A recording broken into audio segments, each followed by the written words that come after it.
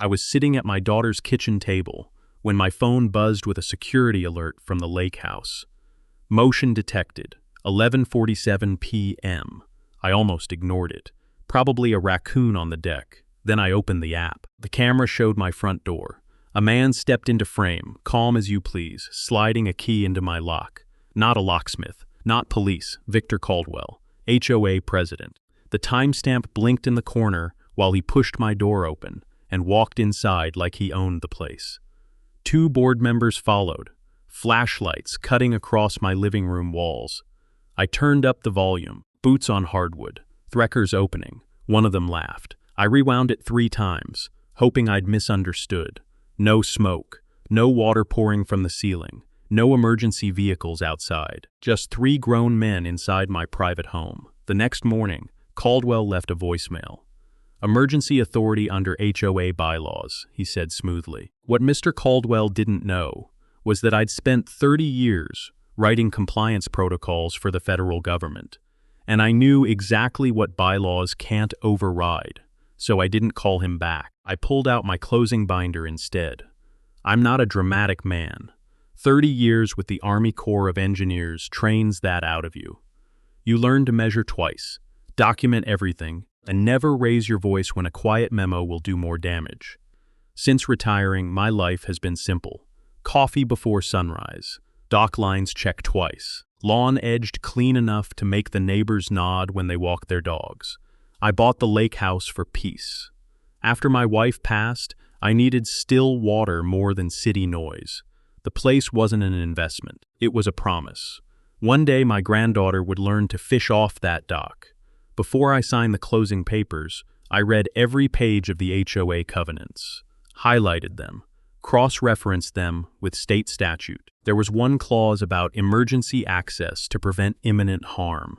It cites a specific section of state law. I flagged it at closing, asked questions, then let it go.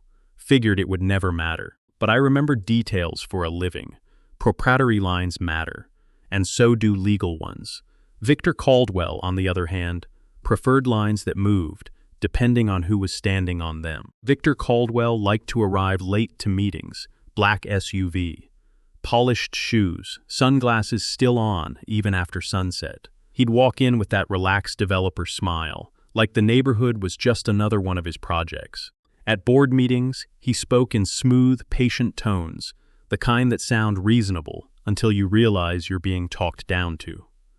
The board has broad authority, he liked to say. He enforced that authority aggressively. $500 fines for mailbox colors that were off-palette, threatening letters over lawn ornaments, citations that somehow landed harder on people who ask too many questions, especially lakefront owners. Last year, he pushed through a special assessment for shoreline improvements, new retaining walls, dock upgrades. The contract went to a firm most of us had never heard of until someone mentioned it, shared office space, with Caldwell's longtime business partner. Nothing illegal on paper, just convenient. From the way he talked, could tell he didn't see homes the way we did. To him, they were leverage, assets, pressure points.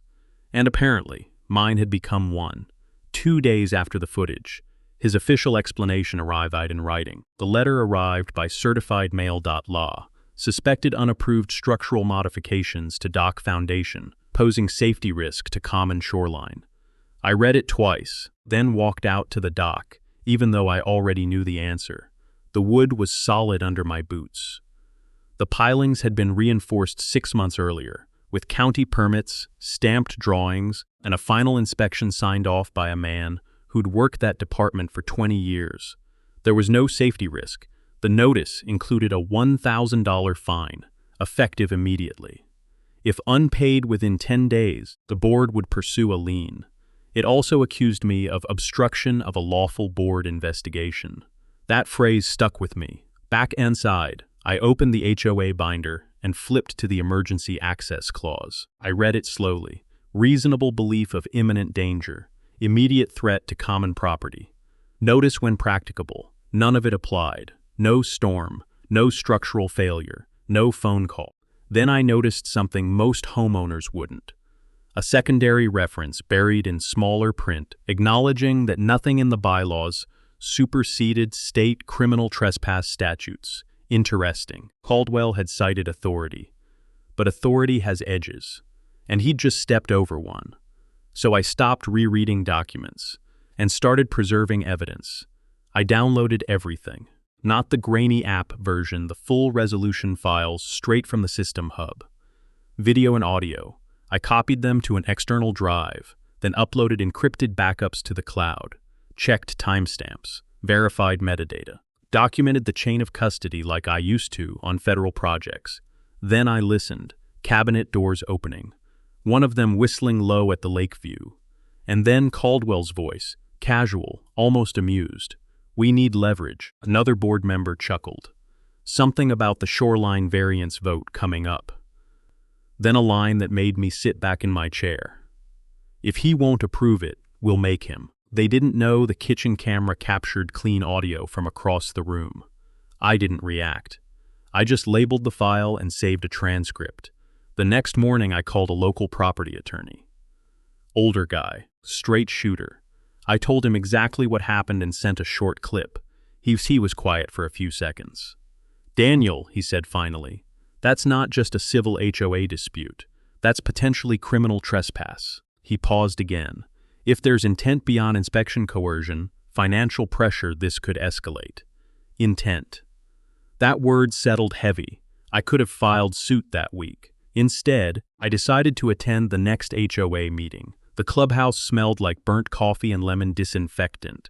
I waited until the budget updates were finished before raising my hand. Calm. Measured. "Mr. Caldwell," I said, "could you provide the written emergency justification for entering my property last week?" He didn't blink. "The board acted within its broad authority," he replied smoothly. "Certain discussions are protected under board privilege." A few neighbors shifted in their seats. "I'm not asking for discussion," I said. "I'm asking for the documented emergency." His jaw tightened just slightly. "We observed a potential shoreline safety issue." I nodded, then set my phone on the table and pressed play.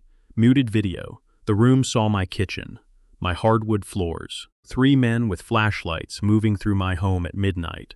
A low ripple moved across the chairs. Caldwell leaned forward. "Recording board members without consent may itself violate policy." "That footage was taken inside my house," I said quietly. He pivoted fast. "Failure to cooperate will result in daily fines and immediate lien filing." I held his gaze. "I wouldn't recommend filing that lien." He smiled thinly. "Is that a threat?" "No," I said. "It's advice. Because once it's recorded, it becomes part of a much larger case." I stood, nodded to the room, and walked out. 2 days later, he filed it anyway. The lien posted on a Thursday afternoon. I found out because my mortgage lender called, voice tight, asking why there was a recorded claim against the property. Just like that, the title was clouded. On paper, I looked delinquent. That's how pressure works. Quiet, administrative, effective. But when Caldwell filed that lien, he signed a certification under penalty of perjury, stating the debt was valid and lawfully assessed. That signature mattered.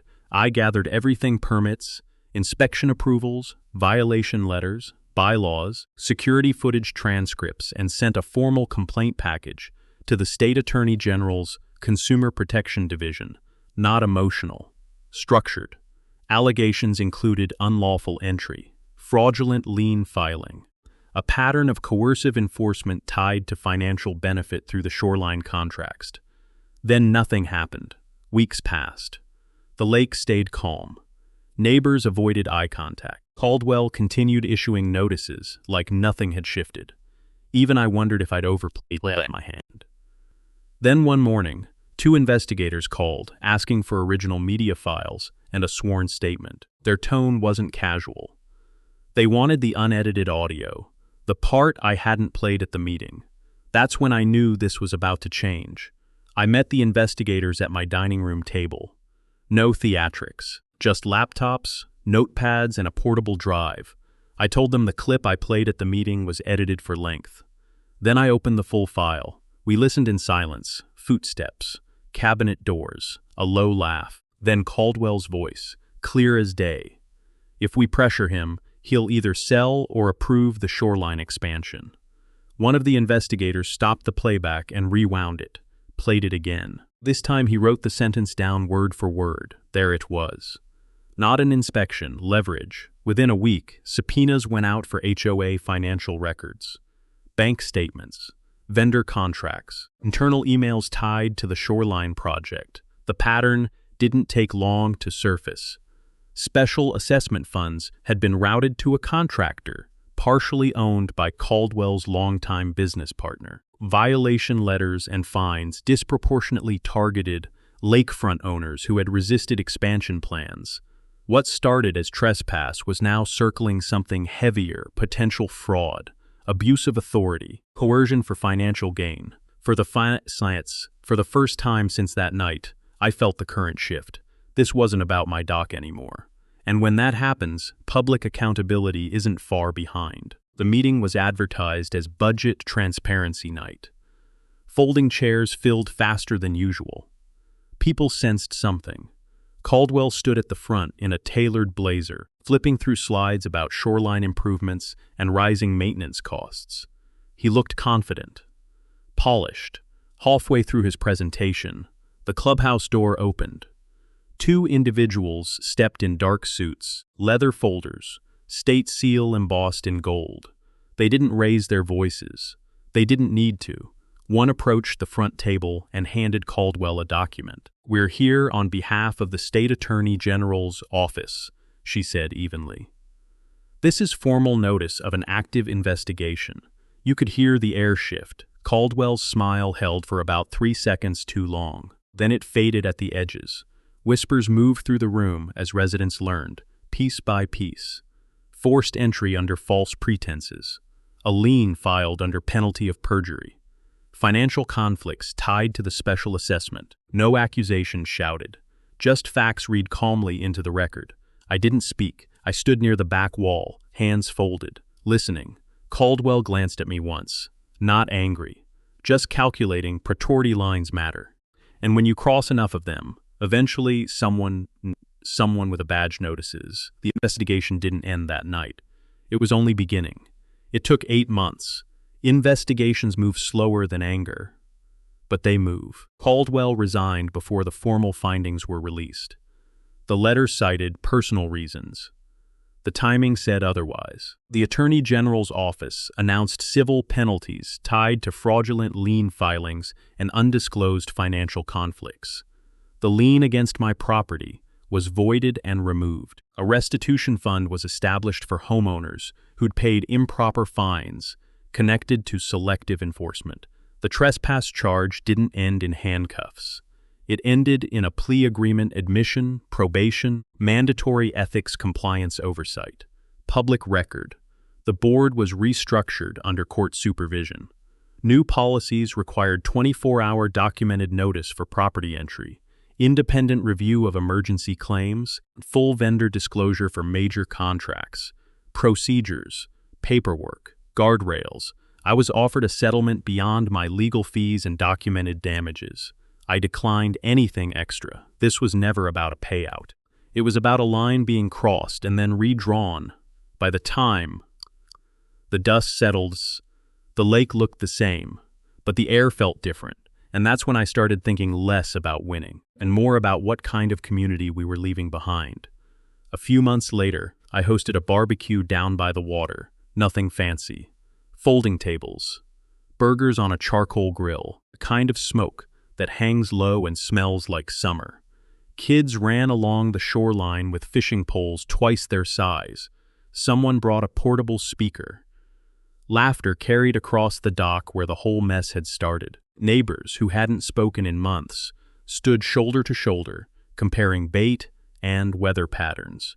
I'd helped draft the new transparency guidelines, clear notice requirements, open financial disclosures, defined limits on emergency authority, clean lines, written plainly.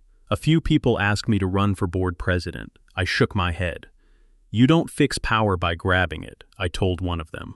"You fix it by defining it." All residents invited. That house was always meant for my granddaughter. A place where she'd learn the difference between owning something and stewarding it. As the sun dipped behind the trees, the lake went still again. And that's when I turned my thoughts outward. So let me ask you something. If that had been your house, your kitchen, your floors, your name on that lien, would you have pressed criminal charges? Or would you have sued quietly and moved on? And here's a better question. Does your HOA have an emergency entry clause buried in the bylaws? Most do. Almost nobody reads the statute it references. That's where the real authority lives. HOAs count on people assuming the board's word is final. It's not. Not when it crosses into criminal law. Not when signatures are made under penalty of perjury. If you own property, pull your documents out this week. Read the fine print. Compare it to your state code. You might be surprised where the lines actually are. Next week, I'm breaking down how one county tried to condemn a man's barn until survey records from 1912 shut the entire case down cold. Until then, remember this. Read the fine print, because property lines matter.